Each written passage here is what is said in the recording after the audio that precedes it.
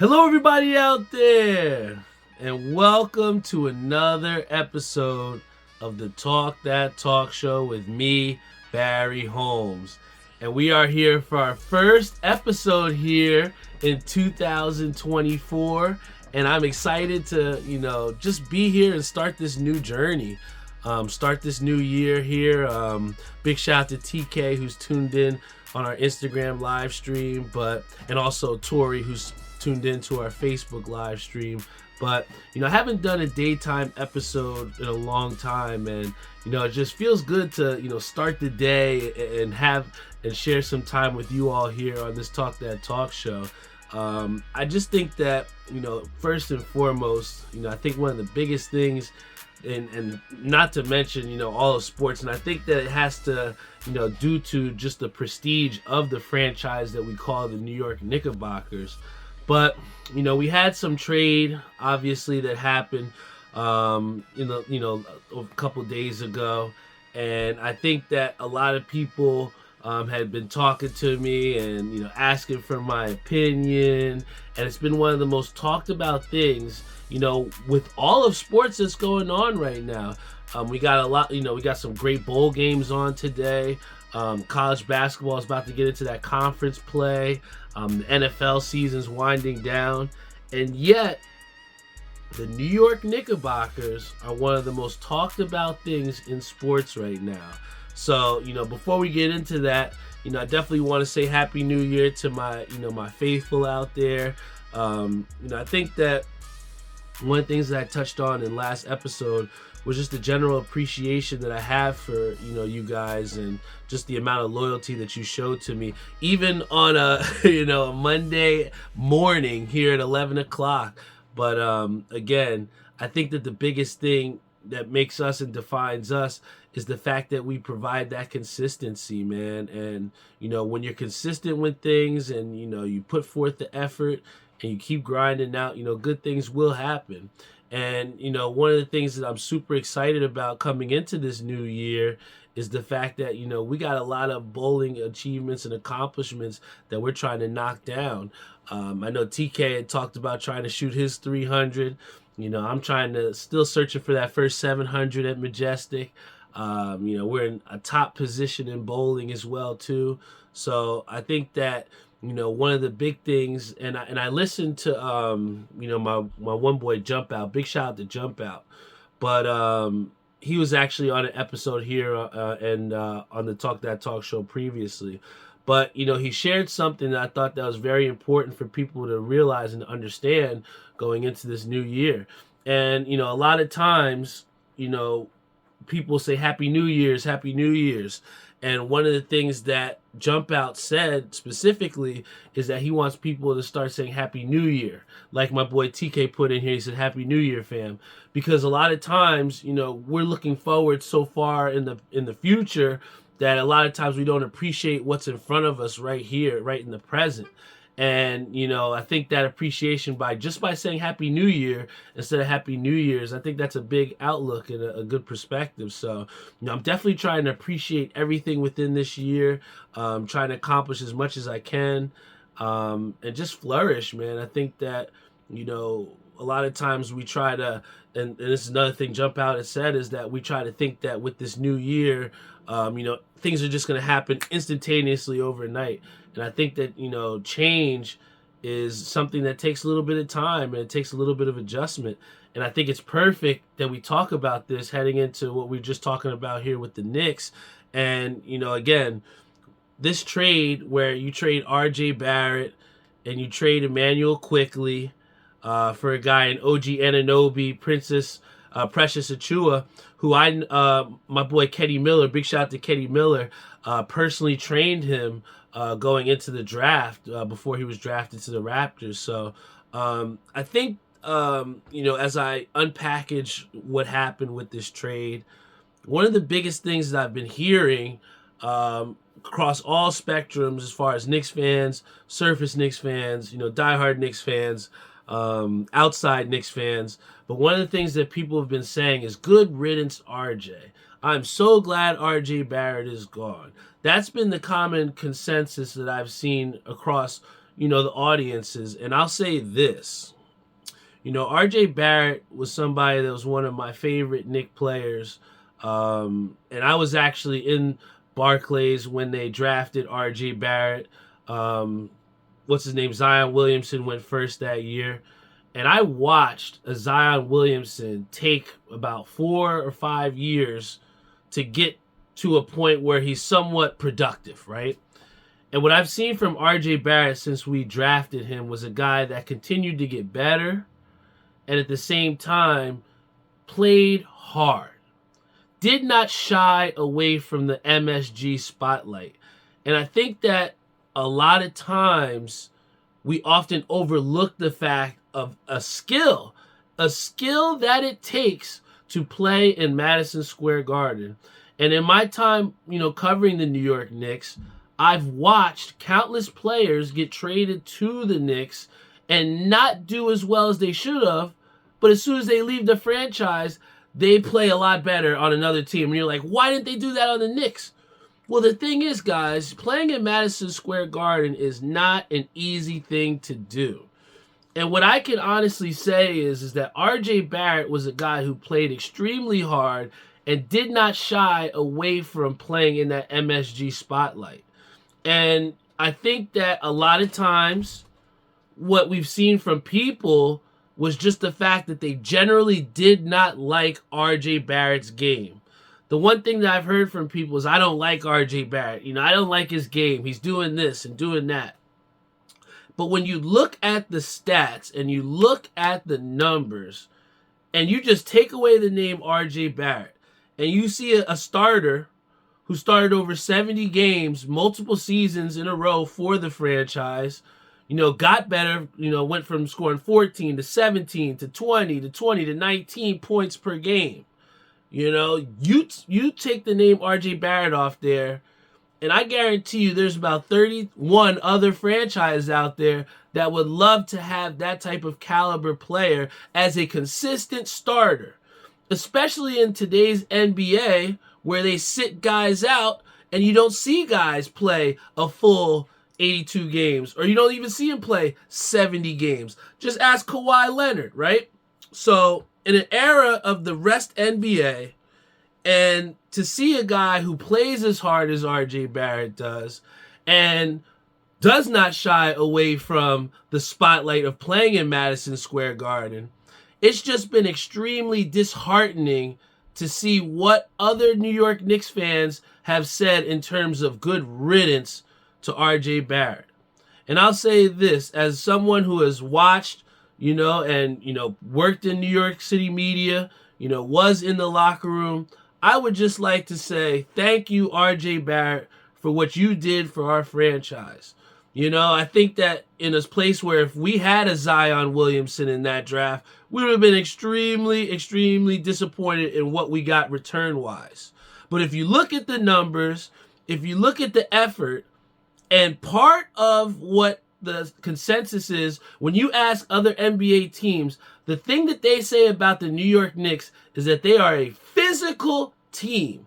And to say that R.J. Barrett was not a part of creating that physical culture within the Knicks, you would be looking just extremely biasly, man. So whether you like or dislike R.J. Barrett's game, whether you're glad he's gone or whether you're not glad he's gone, you have to respect what R.J. Barrett did for the New York Knicks. And what I'll say is he produced, and he did so in a way that was professional, and you didn't hear about RJ. And when you look at things from the business standpoint, it makes sense why they would trade a guy in RJ Barrett. I understand. The guy is from Canada. He may not have been the quote-unquote most liked player in New York, but again, I say this to New York faithful. I say this to the Talk That Talk Show faithful. Sometimes the grass isn't always greener on the other side. And one of the other things that I've seen from people in the spotlights and in the media is, I'll say this. A lot of people were saying that Emmanuel Quickley was one of the biggest pieces of that trade, and we were sad to see him go. I am 1,000% in agreement. Emmanuel Quickly is somebody that provided an immense and tremendous spark off the bench as the sixth man, and that's something that you just can't put a price tag on, man. The ability to create for himself, the efficient 3-point shooting, something that the Knicks have lacked. When you lose that coming off the bench, that's extremely detrimental to your team moving forward. And I think that aside from just being detrimental to losing a team chemistry guy, losing point production, losing a culture guy, I think that the overall theme of losing Emmanuel Quickly, and something that I've heard from a lot of people, again, from the media, from fans, is that people are saying, well, we were going to have to pay Emmanuel Quickly anyway. He's going to want the bag. He wants all this money. Well, did New York Knicks faithful or did media ever think that this guy was worth that money, right? A guy like that we are mourning, that we are saying we wish he was still a part of the New York Knicks. How can you say in that same sense that we're sad that he goes, but then you have those same Knicks faithful that are saying that we were going to have to pay him anyway, so we had to get something for him? I'll say this. Losing Emmanuel Quickly again brings up the overall arching theme of when guys come into their contract years, when there's indecisiveness about if they are going to go forward, right? And if they are going to continue with a franchise or if they're going to move on to another. We do not, and I'm saying we because we're talking about the general manager here, and the general managers for a lot of franchises do not allow the player to go into free agency and to give us the qualifying option to match whatever other teams have. It seems like franchises have no faith anymore in trying to keep these guys, or they're not willing to open the checkbooks. If you look at why the Dodgers, and I hate to switch sports here, but if you look at the Dodgers, if you look at teams that are consistently in the playoffs, or if they're consistently having success, you look at these franchises and they're not afraid to they're not afraid to pay the players that create that culture, that create that winning and establishing part of what that franchise is about. Too often in the NBA, are we willing to trade a guy off before we try and pay that amount of dollar to keep a guy? Whatever happens to phrase, it's cheaper to keep her, right? Well, in the NBA, it's not cheaper to keep somebody there with you. But too many times franchises are not willing to open that checkbook to keep a guy. I promise you, the New York Knicks, with all those draft picks they had, with all the capital that they've been building up, if they truly wanted to keep Emmanuel Quickly, they could have opened that checkbook for sure. But, to trade a guy in Emmanuel Quickly for, in my opinion, peanuts, in OG Anunoby and, Precious Achiuwa, I think that we overpaid for those talented players, because what Emmanuel Quickly provided was something that you cannot underappreciate. And in my opinion, the New York Knicks underappreciated a sixth-man caliber type guy who will start on another franchise. He probably will start on the Toronto Raptors. But again, these franchises in this new age NBA, they're not willing to open the checkbook to keep their key guys. In contract years, it's easier to just trade this guy and get whatever you can for him rather than open the checkbook and keep a guy that is a part of your culture, that's a part of where you want to go moving forward. And unfortunately, Emmanuel Quickly in the front office is somebody that just doesn't kind of agree to what this overall New York Knicks franchise is going to look like moving forward. And I just think that that's very disheartening that we're not willing to open up that checkbook to keep guys. And think about it. You talk about it in the NBA, and we can look at it most importantly in jobs. When the pandemic hit, it was cheaper to just get rid of people and cut them loose, give them their severance, than to find a way to keep these people a part of certain companies. So again, it goes across the board. It's unfortunate, but that's what we have here with the New York Knicks when we're breaking down this trade that is going to change the shape. And one of the things that I did read that I do understand and think about moving forward with this trade is that they said this trade is something that was needed for how this team is constructed right now, right?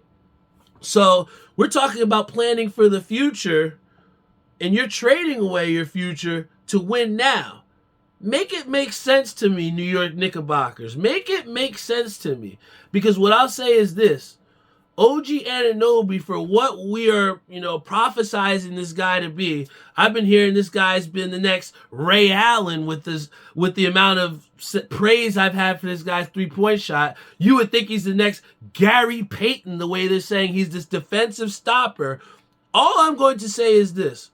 When I take that train to Madison Square Garden and we see OG Anunoby today starting out his first game in that New York Knicks blue and orange, we are truly going to see who OG Anunoby is.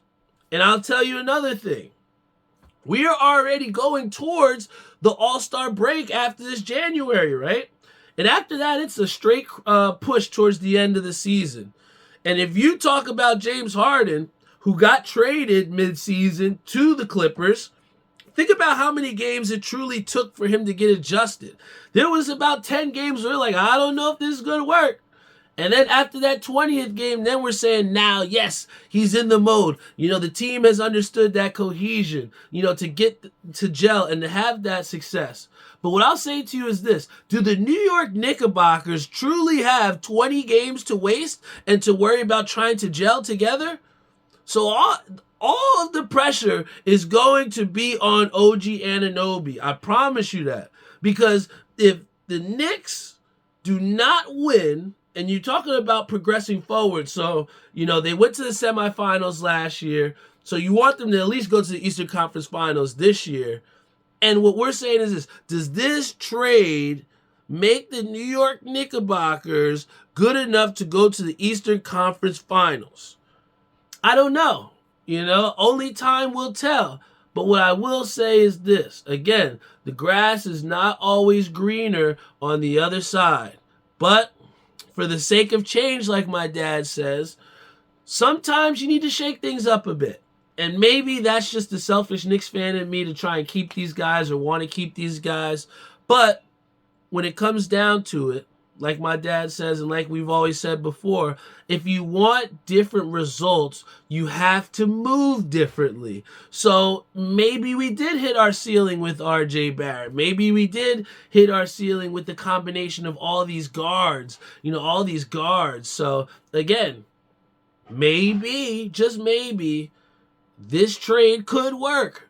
Getting a guy in OG Anunoby who doesn't need the ball, who can stretch the floor, who takes good shots, who is efficient from the three-point line, who plays great defense. We'll see. Maybe it does work getting a Precious Achiuwa who, has some time experience in the NBA, has gotten better, and you get two guys who are a part of that culture of playing hard. Every time we've seen these guys play, they play extremely hard. And if you're talking about the Knicks being a physical team who's known for playing hard and making you feel them, maybe these two guys are a great addition. And I have to, think maybe we can be receptive to the idea of maybe this could work. But only time will tell. I will be on the train to go to New York City in about less than an hour and a half. I'm going to see firsthand if this is going to work. I'm excited to see if OG Anunoby, will have the extreme entrance in the Garden. I want to see him take on the challenge of playing against Anthony Edwards, seeing if he's the great defender that we are marketing him to be. I'm excited. Change is exciting. Of course, when I first heard about the trade, I was sad because I love RJ Barrett. I love Emmanuel quickly. I was cursing. I was pissed off, But again, sometimes you just got to shake things up a bit. And I think that, when we break down the trade in individual packets, everybody could be right. And, everybody has their own opinion about certain things, And, I think that's what makes sports so great is the fact that we all can watch the same game, but we all can have multiple different takeaways about what we're watching. Perspective is a beautiful thing. And I think that, when you're receptive to other perspectives out there, you can see the world a lot differently.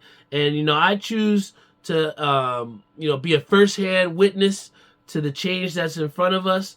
And I'm just excited to go to the Garden, to be a Knicks fan, to be in a time where there's so many other great sports around, and the New York Knickerbockers are one of the most talked about things in sports right now. So I'm sure my boy CJ is upset that RJ may be gone. I know that we love Emmanuel quickly, but I think that it's a great time to be a Knicks fan because, with the changes that have been made, for once, just once, can we believe that the New York Knicks are trying their best to put out the best product, right? Are we finally, for once, not prioritizing selling tickets, selling the allure of Madison Square Garden, and are we finally putting our chips up and going all into winning a championship? I do not want to leave this earth before I see the New York Knicks finally win something substantial. I'm talking about an NBA Finals, all right? And does this trade make us NBA Finals competitors? I don't know. But I think that's the beauty of sports is that you never know what can happen. So on that note, I love you all. Thank you guys so much for tuning into the Talk That Talk show every single week. I'm glad I was able to surprise you guys here with a Monday afternoon episode of the Talk That Talk show. Continue to tune into us on Facebook Live, on Instagram Live, YouTube, Spotify, Google Podcasts, Apple Podcasts, iHeartRadio, Stitcher, you name it. We're on all streaming platforms. I gotta go, get showered up. I gotta get changed. I gotta put on my home white for the Knicks game tonight. Gotta catch that 105 train, I think it is, to go to the city. Just super pumped. And then finally, I did say this, that I was gonna do this for all of my Cloud9 fam out there. Since we are sponsored, they sponsored our bowling team. Big shout out to Cloud9 Dispensary. So I will do this. Each week, in 2024, I'm going to give you guys my biggest suggestion for the week of what you should go, pick up if you go to Cloud9 Dispensary. Right now, we got these pre-rolls called Ray Charles. If you get the chance to, make your way to Cloud9 Dispensary on Route 22 in North Plainfield and go pick up a pre-roll of that Ray Charles. That is my selection for the week. That's something that's giving me a nice, even vibe that I want, and it has some really good taste. So again, go to Cloud9 Dispensary. That's going to be Barry's pick of the week. Go to Cloud9 Dispensary, get yourself some Ray Charles pre-rolls, and let me know what you think, all right? I love you guys. Thank you guys so much for tuning in. This is the Talk That Talk show every single week. You know what time it is. I love y'all, and I will see you all next week.